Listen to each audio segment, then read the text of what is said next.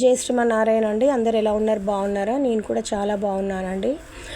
ఇదైతే ఆఖరి శుక్రవారం అండి. రావుకాలం టెంపుల్లో నేను దీపారాధన చేస్తానని చెప్పాను కదా మీ అందరితోటి. ఇది ఆఖరి శుక్రవారం అండి. అయితే ఈ స్కందగిరి టెంపుల్ ఎక్కడ ఉన్నదంటే మనకు సికింద్రాబాద్ పద్మారావు నగర్లో స్కందగిరి టెంపుల్ ఉంటుందండి.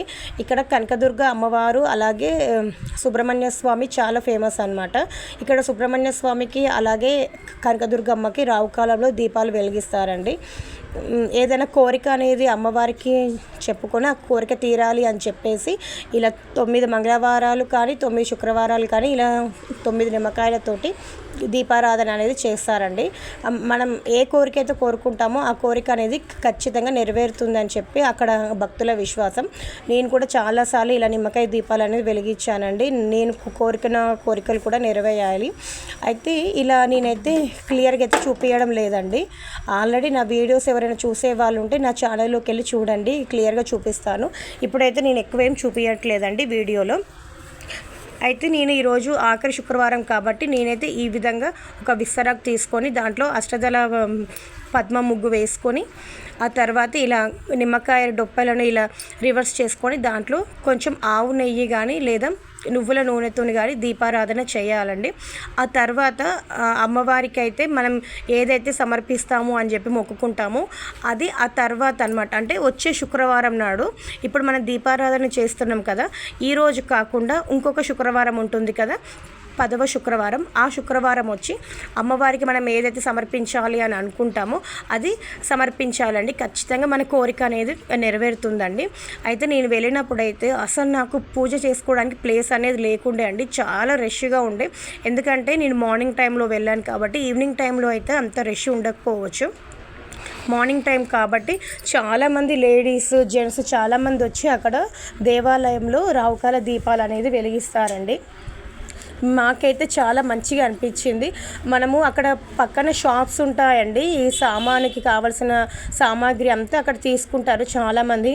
బట్ వాళ్ళైతే కాస్ట్ ఎక్కువ చెప్తారు. నేనైతే ఇంటి దగ్గర నుండి తీసుకొని వచ్చేదానండి.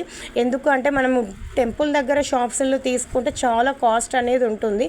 ఎందుకంటే మనము చాలా మిడిల్ క్లాస్ వాళ్ళమండి, పెద్ద హై క్లాస్ వాళ్ళము కాదు, అలాగని లో క్లాస్ వాళ్ళము అని కాదు, మిడిల్ క్లాస్ అంతే.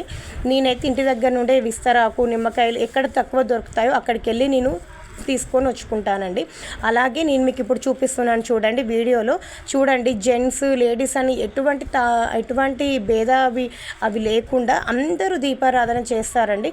ఎందుకంటే అక్కడ కనకదుర్గమ్మ చాలా ఫేమస్ అండి. అమ్మవారు మన భక్తి శ్రద్ధలతోటి మనం అమ్మ నీవే దిక్కు అని చెప్పి అమ్మవారికి నమస్కరించి మనము ఒక ఏకాగ్రత నిష్ఠతోటి పూజ అనేది చేసి అమ్మ నీదే దయ నీవే దారి చూపియు అంటే ఖచ్చితంగా అమ్మవారు మన వెనకాలండి మనల్ని నడిపిస్తారండి.